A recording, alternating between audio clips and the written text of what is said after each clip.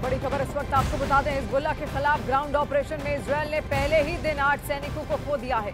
Israel के 8 सैनिक मारे गए हैं, इनमें एक अफसर भी है, जबकि इजरायल का यह दावा है कि उसने हिजबुल्लाह के 30 लड़ाके मार गिराए हैं। हालांकि हिजबुल्लाह के अटैक में इजरायल के 3 मरकबा टैंक भी तबाह हो गए हैं, यानी लेबनान इजरायल बॉर्डर पर जबरदस्त युद्ध शुरू हो गया है। ईरान और हिजबुल्लाह के खिलाफ क्या इजरायल ये युद्ध जीतेगा या फिर हारेगा? इन सवालों ने नेतन्याहू को तब परेशान कर दिया है और इस वक्त इजरायल के 1 लाख सैनिक लेबनान बॉर्डर पर खड़े हैं और पहले ही हमले में हिजबुल्लाह ने बड़ा झटका दे दिया है।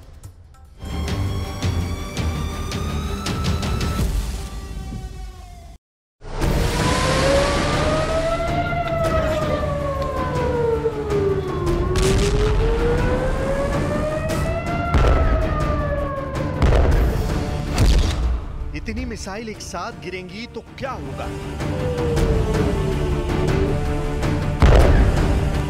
ईरान के एक हमले ने 1 अक्टूबर को पूरी दुनिया को बदल कर रख दिया है। इतनी मिसाइल से एक साथ बचाएगा कौन? इतने बड़े हमले के बाद इजरायल के सामने सबसे बड़ा सवाल ये मिसाइल नहीं, बल्कि नेतन्याहू के सामने इससे भी बड़ा चैलेंज खड़ा हो चुका है।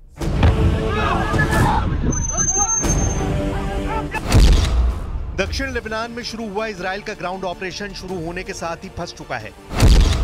हिजबुल्लाह ने बॉर्डर पार करने वाली इजरायल की कमांडो यूनिट पर बड़ा हमला किया और उसको खदेड़ दिया। मीडिया में ऐसा दावा किया जा रहा है कि इजरायल का ग्राउंड ऑपरेशन पहले दिन फेल हो गया है।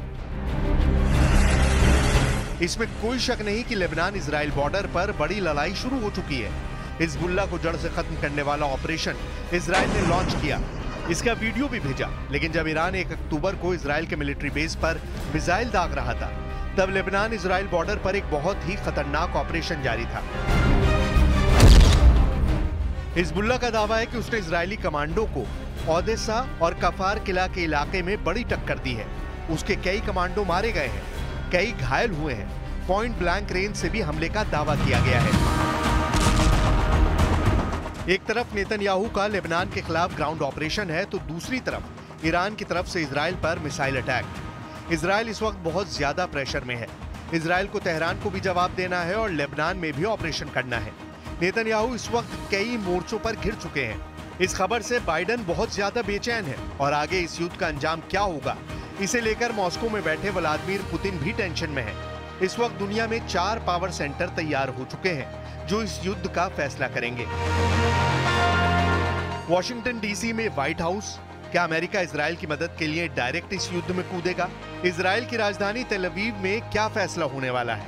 तीसरा शहर ईरान की राजधानी तेहरान, जहां सुप्रीम लीडर अली खामनेई का वॉर रूम बड़े फैसले ले सकता है। और चौथा शहर है रूस की कैपिटल मॉस्को, जहां से अब सिर्फ यूक्रेन नहीं बल्कि ईरान इजरायल के मोर्चे को भी मैसेज पहुंचाया जा सकता है। इस वक्त पूरा पश्चिम एशिया महायुद्ध के जलते हुए तवे पर बैठा हुआ है। नीचे आग सुलग रही है। बम, मिसाइलों और ड्रोन के हमलों से इस बार ऐसी तबाही की गारंटी दी जा रही है कि तेल अवीव से लेकर तेहरान तक दहशत फैली हुई है। ईरान के हमले के बाद अब गेंद इजरायल के पाले में है और नेतन्याहू लगातार मीटिंग करके पूछ रहे हैं कि ईरान को कैसे जवाब दिया जाए, हिजबुल्लाह को कैसे खत्म किया जाए।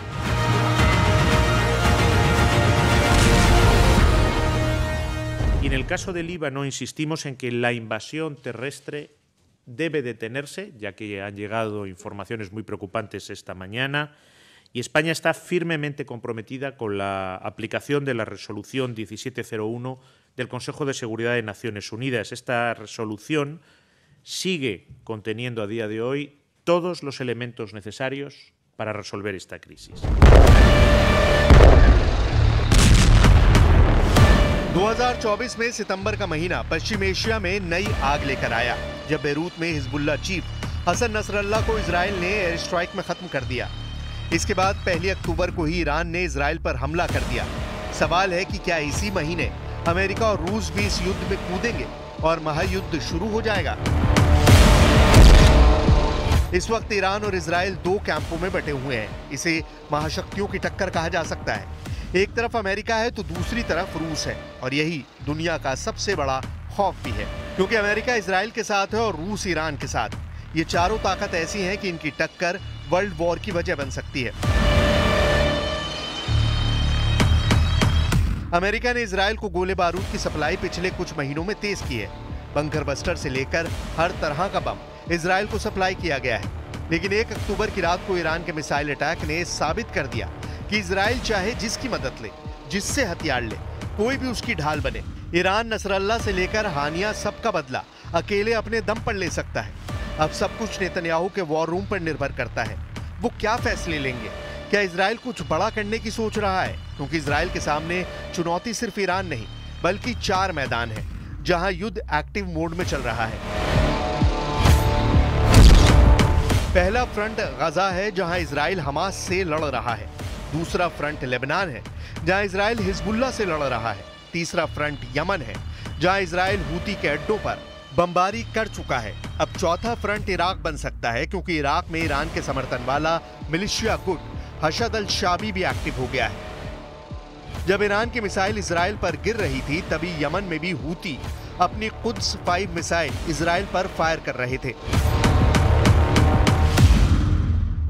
इन्नल क़ुव्वातिल मुसल्लहतल यमनिया तुबारिकु अमलियतल वअद अस्सादिक़िल ईरानिय्यत अत्थानिया ज़िद्दल अदुव्विल इस्राईली व तुअक्किदु इस्तिअदादहा लिलमुशारकति फ़ी अय्यि अमलियातिन अस्करिय्यतिन मुश्तरका ज़िद्दल अदुव्विल इस्राईली इंतिसारन लिश्शअबैन अलफ़लस्तीनी वल्लुबनानी व रद्दन अला अय्यि उद्वान इस्राईली यतालु जबहातिल इस्नाद।